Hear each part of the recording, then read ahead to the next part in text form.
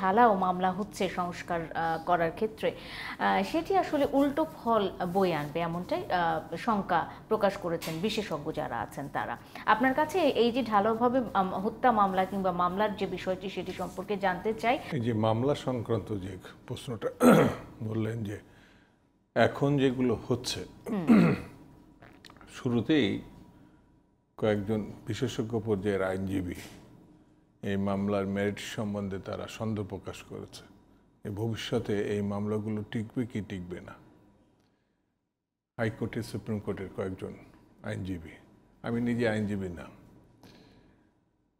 ধরেন গত 15-16 বছরে বিএনপি সহ সকল রাজনৈতিক দলে যখনই আন্দোলন করেছে গণতন্ত্রের অধিকারে বা শ্রমিকরা করেছে, তখনই মানে তাদের ঠেকানোরই পথ ছিল মামলা দিয়ে তাদের পর্যস্ত করা। 60 লক্ষের কাছাকাছি আসামি, প্রায় 2 থেকে 2.5 লক্ষ মামলা হয়েছে এই দেশে গত 15-16 বছর। সেই মামলায় জর্জরিত বিরোধী নেতা কর্মী, এখন বেগম জায়গা থেকে শুরু করে সাধারণ কর্মী পর্যন্ত, এটা বিএনপি অন্যান্য সকল দখলের আছে।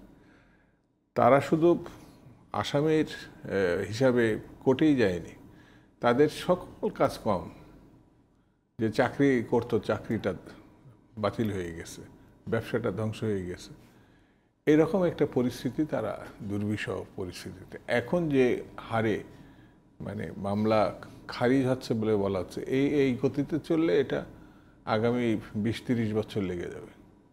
60 লক্ষ মামলা তো দেখা যাবে খুব বেশি হলে শতাধিক বা 150 মামলা খারিজ হয়েছে কতদিনে? 1 মাসে।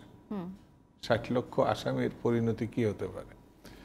এটা সরকার সিরিয়াসলি দেখতে পারত, হয়তো দেখবো, আমি প্রত্যাশা করি তারা দেখবে, কিন্তু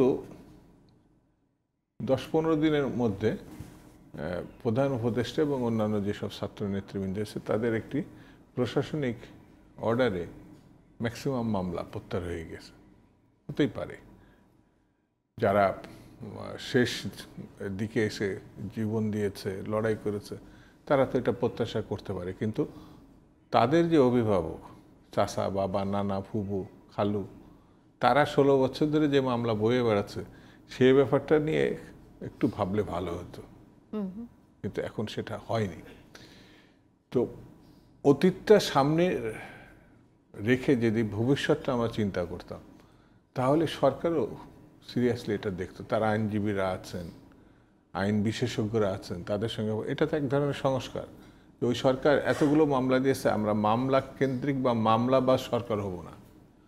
সত্যিকারে যেটা রতন সাহেব উল্লেখ করলো, যে সালমান এফ রহমান কি অপরাধ করছে, মার্ডারের সঙ্গে যুক্ত থাকতে পারে, কিন্তু তার ব্যক্তি পরিচয়, কর্মক্ষেত্র, সেখানে সে একেবারে ভয়ঙ্কর একটা অপরাধী।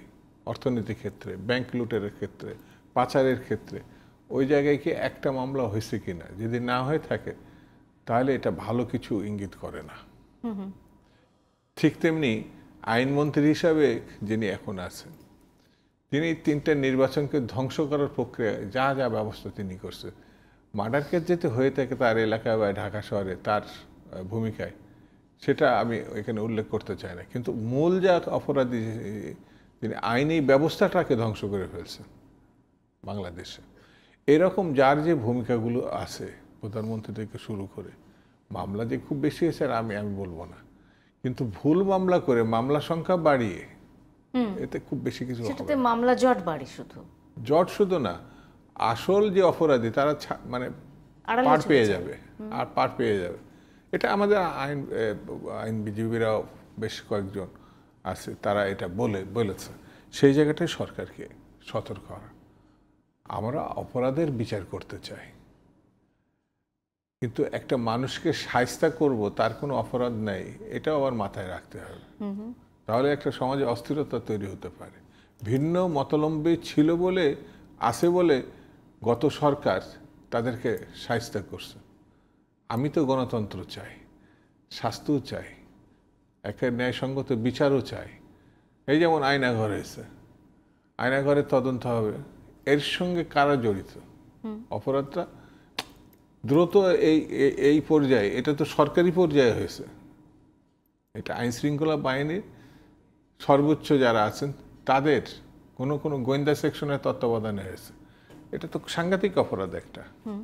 তো এই জিনিসগুলো আমরা কিভাবে করব, এই যেমন আইন উপদেষ্টা আছেন, উনি খুব আইন সম্বন্ধে বিশেষজ্ঞ পর্যায়ের একটা মানুষ, উনি তড়িৎ একটা সিদ্ধান্ত নিতে পারেন।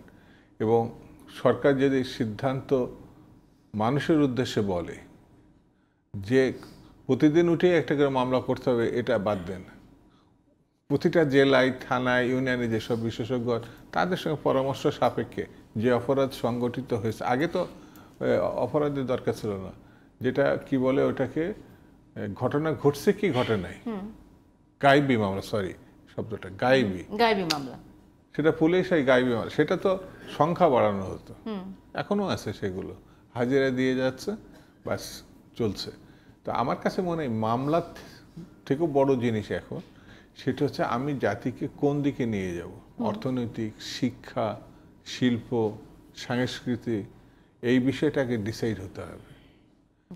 কোনো অবস্থাতে প্রতিহিংসাপরতা কোনো ভালো কিছু বয়ে আনে না। বিএনপি কি আওয়ামী লীগকে নিষিদ্ধ করতে চায়, এরকম কোনো ইচ্ছা পোষণ করেছে বিএনপি কখনো নিষিদ্ধের রাজনীতি বিশ্বাস করে না। বিএনপি বরঞ্চ যারা নিষিদ্ধ করেছিল সেটাকে প্রকাশ্যে আনছে। যেমন আওয়ামী লীগ সহ সকল রাজনৈতিক দল শেখ মুজিব সাহেব ব্যান্ড করেছিলেন একদল করার জন্য। আওয়ামী লীগ এবং অন্যান্য জাসদ অন্য রাজনৈতিক দলগুলোকে রাজনীতির পূর্ণ জন্ম দিয়েছে শহীদ জিয়া রহমানের সময়, যিনি পরবর্তীতে বিএনপি প্রতিষ্ঠা করেছেন। ঠিক তেমনি পত্রিকার ক্ষেত্রে সব ওনারা বাতিল করছে, মানে সামনে এনেছে, প্রকাশের সুযোগ দিছে বিএনপি জামানায়। সেই জন্যে বিএনপি কখনো নিষিদ্ধের রাজনীতি করে না। বিএনপি রাজনীতি করে নিষিদ্ধ যে দ্রব্য, মাদকাসক্ত, এই জিনিসগুলো, নিষিদ্ধ পণ্য, এগুলো প্রকাশ্যে আসুক না। রাজনীতি নিষিদ্ধ করবে যদি করার দরকার, এটা জনগণ করবে। আমি জনগণের কাছে সুযোগ দেব, তারাই ভোটের মাধ্যমে আর একটা রাজনীতি বিপ্লবের মধ্য দিয়ে। আমি নিষিদ্ধ করলে তো এটা আরও গুরুত্ব বাড়বে। বিএনপি এই পর্যায়ে নেই। আর আওয়ামী লীগের রাজনীতি তারা নিজেরাই তাদের কার্যক্রম, তাদের ভূমিকা, তাদের চলাফেরাতে তারা নিজেরাই তো নিষিদ্ধ হয়ে গেছে। আইন করে নিষিদ্ধ করার তো কোনো দরকার নাই। যারা রাষ্ট্র ছেড়ে পালানোর মতো পরিস্থিতি নিজেরাই তৈরি করছে। আমরা তো তার পদত্যাগ চাইছিলাম। আমি বিএনপি করি বা বিএনপি বা অন্যান্য বাসদ বা অন্য যে রাজনৈতিক দলগুলো আছে, তারা তার পদত্যাগ দাবি করছে, তিনি পালিয়ে গেলেন। কিন্তু তিনি এমন একটা পরিস্থিতি তৈরি করছেন, তিনি বোধ করছেন যে এই দেশে থাকলে তার বিপদ আছে। যদিও তিনি প্রায় 15 বছর ধরে আমাদের শুনতে হয়েছে মুজিব কন্যা কখনো পালায় না, এটা শুনছি আমরা, কিন্তু ঘটনা তো একেবারে বিপরীত দেখলাম আমরা। মুক্তিযুদ্ধের সময় কিন্তু একটা অংশ ভারতে গেছে শুধু, কিন্তু বাঙালিরা পালানো জাতি, এটা আমি কি জানি। তো উনি তো বাঙালির থেকে খারিজ হয়ে যাওয়ার মতো। মুক্তিযুদ্ধের সময় দেখেন না আপনি, এত ভয়ঙ্কর একটা শক্তির কাছে, ট্রেন্ড মিলিটারি পাকিস্তানি, তাদের সঙ্গে হাফ প্যান্ট পরে, লুঙ্গি পরে, খালি গায়ে, কারোর কাছে রাইফেল, সে গাদা রাইফেল বলে, আধুনিক কোন রাইফেল, সেটা দিয়ে এরকম একটা বাহিনীকে তারা পর্যদস্ত করার চিন্তা করছে এবং বাস্তবতাই করছে। অনেক মারা গেছে, অনেক শহীদ হয়েছে, কিন্তু বাঙালি কখনো পলায়নবাদী জাতি তা না। তার সদস্য হয়ে উনি এতটা, কি বলবো, শুধু সে তার না, তার পুরো টিমই তো এখন পালাই গেছে। তো এটা আমার কাছে মনে হয় যে কেউ কারো নিষিদ্ধ প্রয়োজনে গণতান্ত্রিক রাজনীতিতে তার ভূমিকায় তাকে শূন্যের কুঠে নিয়ে গিয়ে দাঁড় করাতে পারে, এখন যেটা দেখছি আমরা।